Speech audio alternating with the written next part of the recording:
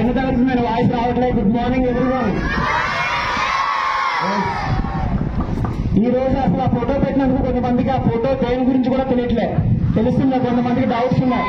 Okay, national sports day, but గుర్తుంది కానీ ఆయన ఎవరు, ఆయన ఏంటి, ఆ ఫోటో పెట్టి కొంతమందికి ఉన్న, అందరికి కాదు, కొంతమంది 6th or 7th 8th 9th కూడా కొంతమంది తెలీదు. అడిగాను నాకు చాలా మంది, అందుకే చెప్తున్నా. జస్ట్ ఒక 5 minutes మీకు ఎండ్ వరకు చెప్తున్నా. ఈరోజు క్రీడా దినోత్సవం సందర్భంగా నాకు ఈ అవకాశం ఇచ్చినందుకు ఈ సంస్థకి కృతజ్ఞతలు తెలియజేసుకుంటున్నాను. ఇప్పుడు మీ ముందు ఉన్న photo major Gyan Chand.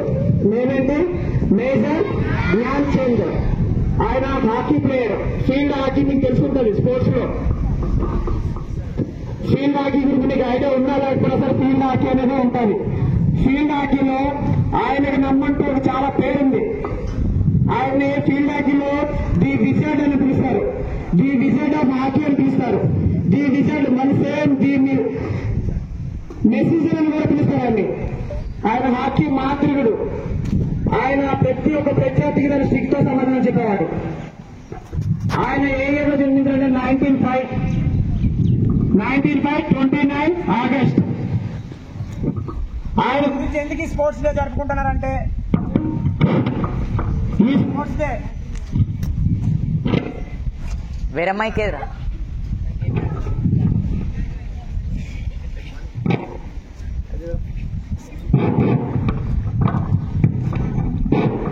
Okay, ఎంతమంది స్పోర్ట్స్ ప్లేయర్స్ ఉన్నారు కదా, ఈ స్పోర్ట్స్ డే ఆయన గురించి ఎందుకు జరుపుకుంటున్నారు? డౌట్ ఉంది కదా చాలా మందికి. మన ఇండియాలో చాలా మంది స్పోర్ట్స్ ప్లేయర్స్ ఉన్నారు, బట్ స్పోర్ట్స్ డే 29 ఈయన గురించి ఎందుకు జరుపుకుంటున్నారంటే చెప్తున్నా. ఈయన గురించి ఫస్ట్ ఈయన ఒక సైనికుడు, ఈయన ఒక సిపాయి. ఈయన 1921 నుంచి 1956 వరకు ఈయన ఒక ఆర్మీ. వీళ్ళ డాడీ కూడా ఆర్మీ సుబేదార్. వాళ్ళ మమ్మీ శారదా సింగ్. వాళ్ళిద్దరికి జన్మించిన వ్యక్తి మేజర్ జ్ఞాన్ చంద్. ఈయన ఒక వాళ్ళ డాడీ తరపునే, వాళ్ళ డాడీ వే ఆఫ్ థింకింగ్ లో సేమ్ యాజ్ ఈజ్ గా ఆర్మీలో అబ్బాయి కూడా జాయిన్ అయ్యాడు. సేమ్ వినిపిస్తుంది లాస్ట్ వరకు. ఆర్మీలో జాయిన్ అయ్యాడు సేమ్ అదే విధంగా. ఆర్మీలో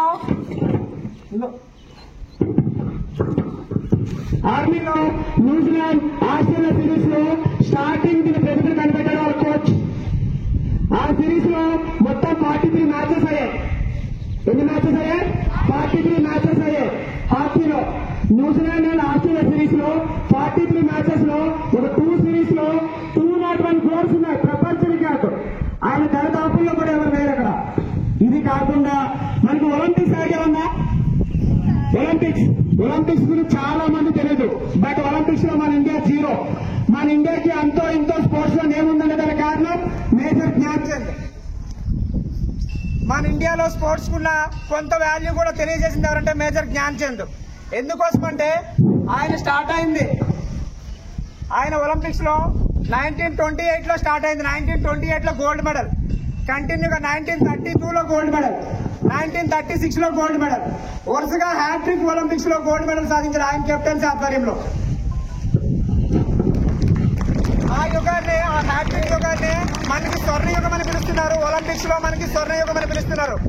కాబట్టి ఆగస్టు 29 మనకి స్పోర్ట్స్ లో ఎంత వాల్యూ తీసుకొచ్చాడు, ఎంత వాల్యుబుల్ ప్లేయర్ కాబట్టి ఆయనకి ఈ స్పోర్ట్స్ డే 29 జరుపుకుంటున్నారు. ఎందుకంటే మన ఒలింపిక్స్ లో కంటిన్యూగా 3 ఇయర్స్ హ్యాట్రిక్ గోల్స్ సాధించాడు. 1928, 1932, 1936. ఫస్ట్ 28 లో ఆమ్స్టర్డామ్ ఒలింపిక్స్ లో, second one Los Angeles, third one Berlin. ఈ 3 ఒలింపిక్స్ లో లైన్ గా కంటిన్యూగా హ్యాట్రిక్ గోల్డ్ మెడల్ సాధించి మన ఇండియాకి స్వర్ణయుగాన్ని తీసుకొచ్చాడు. కాబట్టి ఇప్పటి వరకు కూడా మనకు వచ్చేవి ఒలింపిక్స్ లో మొత్తం మన మెడల్స్ ఏంటంటే 41. అందులో హాకీలోనే 9 గోల్డ్ మెడల్స్ ఉన్నాయి.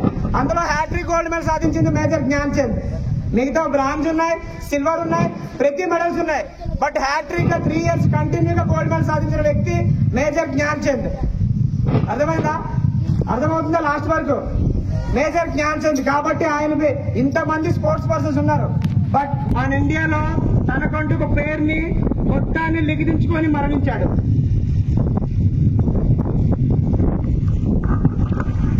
ఏ ఇయర్ లో అంటే 1979 లో ఢిల్లీలో ఒక హాస్పిటల్లో ఆయన చనిపోయాడు. దేని వల్ల అంటే కాలేయం తెలుసు కదా మీకు, క్యాన్సర్ వల్ల ఆయన చనిపోయాడు. బట్ ఇంత ఖ్యాతి, ఇంత మొత్తం మళ్ళీ ఆయన ఓవరాల్ గా హాకీలో ఎలాంటి ప్రతిభ కనబరిచాడంటే, ఒక వ్యక్తి ఒకసారి గోల్ వేస్తున్నాడు హాకీలో, మీకు తెలుసా గోల్ కొట్టే విధానం. గోల్ కొట్టిన తర్వాత ఆ గోల్ పడకపోతే వాళ్ళకి సజెస్ట్ ఇచ్చాడంటే, ఎందుకంటే ఆయన ఆట మీద ఉన్న మన్ననలు, ఆయనకి ఆట మీద ఉన్న మక్కువ, ప్రతి ఒక్కటి ఆయనకున్న కెరియర్. కాబట్టి రిఫరీ కూడా గోల్ పడకపోతే గోల్ పోస్ట్ సరి చేసుకున్నాడు. అర్థమైందని చెప్పింది పాయింట్. అర్థం కాలే? గోల్ వేసిన తర్వాత గోల్ పడకపోతే అక్కడ మ్యాచ్ లో ఉన్న రిఫరీ దాన్ని సరి చేసుకోమని గోల్ పోస్టులు, ప్లేయర్ తప్పలేదు, గోల్ పోస్ట్ సరి చేసుకోమని వాళ్ళకి రిఫరీకి సజెషన్స్ ఇచ్చాడు. దాన్ని బట్టి ఆయనకున్న ఆట పైన ఎంత మక్కువ ఉందో మీకు అర్థం చేసుకోవాలి. ఇంకోటి, ఆయన ఇప్పటి వరకు ఆయన మొత్తం దాని కెరీర్ 1926 నుంచి 1949 వరకు ఆయన కెరీర్ కొనసాగింది. మొత్తం ఆయన చేసిన గోల్స్ 1000 గోల్స్ చేశాడు. ఆయన ఎన్ని గోల్స్ చేశాడు? 1000 గోల్స్ చేశాడు. ఆ గోల్స్ లో అంతర్జాతీయ మ్యాచ్ల్లో, ఇంటర్నేషనల్ మ్యాచ్ల్లో ఆయనవి మొత్తం 500 గోల్స్. ఒలింపిక్స్ లో నేను చెప్పాను, Amsterdam, Los Angeles, Brazil, Berlin. ఈ బెర్లిన్ ఒలింపిక్స్ లో మొత్తం 3 ఒలింపిక్స్ హ్యాట్రిక్. మొత్తం మ్యాచెస్ లో టాప్ ఆఫ్ ది గోల్ ఆయన. మొత్తం ఆయన ఒక్కొక్క మ్యాచ్ లో మొత్తం ఓవరాల్ మ్యాచ్ లో 14, 20, 21 3 మ్యాచెస్ లో, first Olympics, second Olympics, third Olympics, మొత్తం 3 ఒలింపిక్స్ లో టాప్ స్కోరర్ ఆయన గోల్స్ లో. కాబట్టి ఇంత చేశాడు. కాబట్టి ఆయన మరణించాక ఆయన బర్త్డే రోజు నేషనల్ స్పోర్ట్స్ డే జరుపుకుంటున్నాం. ఆయన పేరు మేజర్ జ్ఞాన్ చంద్. ఆయన ఆర్మీలో ఒక సోల్జర్. వాళ్ళ డాడీ తరపునే, వాళ్ళ డాడీ కూడా ఒక సోల్జర్. వాళ్ళ డాడీ మరణించాక ఆయన కూడా ఆర్మీలో సోల్జర్ గా జాయిన్ అయ్యాడు. అక్కడి నుంచే దాని గేమ్ స్టార్ట్ అయింది. మీకు హిట్లర్ ఐడియా ఉందా? సోషల్లో హిట్లర్ ఆయన ఒక నియంత.